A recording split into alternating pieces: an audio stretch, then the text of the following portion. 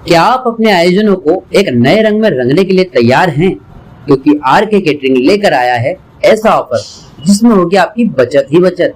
R K catering Khandwa शहर वासियों के लिए birthday, kitty party, meetings, anniversary, engagement, baby shower और अन्य आयोजनों के लिए बैंक्वेट हॉल की व्यवस्था करता है, वो भी बिल्कुल मुफ्त। और यह तो बस शुरुआत है, क्योंकि हमने सोचा है आपके लिए कुछ और भी खास। तो क्यों ना आज ही हमसे संपर्क करें और जाने अपने ऑफर का सस्पेंस जो है सिर्फ आपके लिए।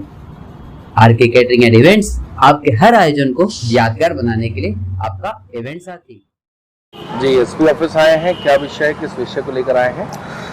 देखिए कि कल जो 19 जुलाई को शहर के बीचों बीच सीएसपी कार्यालय के सामने हिंदू समाज के एक संगठन के कुछ कार्यकर्ता और पदाधिकारियों द्वारा अनर्गल नारेबाजी की गई है।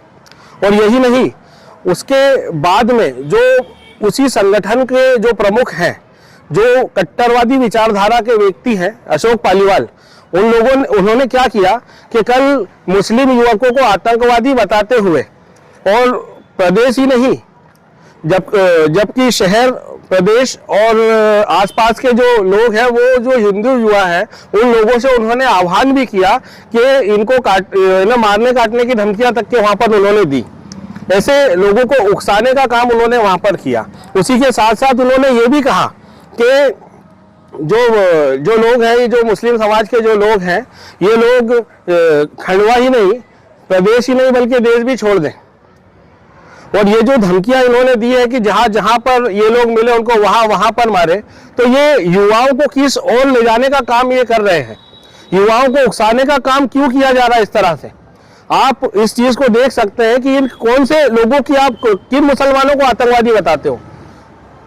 कौन लोग हैं जो आप इस तरीके की बात कर रहे हो, जिन पर इस तरह के इल्जाम आप लगा रहे हो? कौन है वो लोग? इन्होंने सीधा सीधा एक समाज को टारगेट करते हुए उनके लोगों को जो है इस तरह की धमकी दे दी है। इसके पहले भी एक नेता द्वारा वही सीएसपी कार्यालय के सामने एक और 15 मिनट का टाइम लेने वाला बयान दिया गया था, उस पर भी किसी प्रकार की कोई कार्रवाई नहीं हुई थी। लेकिन आज जो कल दिनांक को जो घटना हुई है, जिसमें उन्होंने साफ साफ सीधी सीधी जो है धमकी देने का जो काम किया है कि भैया मैं आह्वान करता हूं खंडवा और पूरे प्रदेश भर के हिंदू युवाओं का कि ये लोग जहां जहां मिले उनको वहां मारो। और जो है कि इस तरीके की उल्टी सीधी जो बातें की, अगर ये उकसावे में आकर ये जो युवा है बेचारे, वो अगर ऐसे भड़क जाते हैं और कोई उल्टा सीधा कृत्य कर देते हैं, तो उसका जिम्मेदार कौन होगा? और आप किन मुसलमानों के ऊपर आरोप लगा रहे हो? उन मुसलमानों की जब आपने देखा कि जलियांवाला बाग हत्याकांड हुआ, तो जलियांवाला बाग हत्याकांड होने के बाद में अंग्रेजों से सवाल किया गया कि ये आपने वहां पर गोली क्यों चलाई? तो वहां पर जवाब मिला कि जो मुसलमान है वो पीठ दिखाकर भाग रहे थे। तभी एक पठान खड़े होकर कहने लगे कि अगर एक मुसलमान की पीठ के ऊपर भी आप अगर गोली दिखा दोगे तो आजादी की लड़ाई में मुसलमान हिस्सा नहीं लेगा।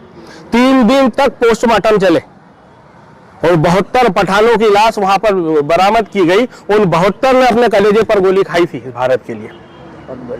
जब आप देखेंगे कि बहादुर शाह जफर वो नाम है जिसको शमशीर हिंदुस्तान कहा जाता था, तलवार हिंदुस्तान की।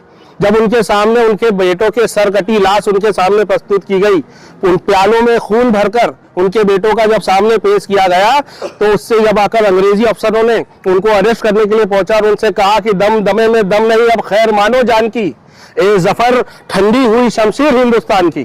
तो उस बहादुर शेर ने जवाब दिया कि काजियों में बू रहेगी जब तलक ईमान की, तख्त लंदन तक चलेगी देख हिंदुस्तान की।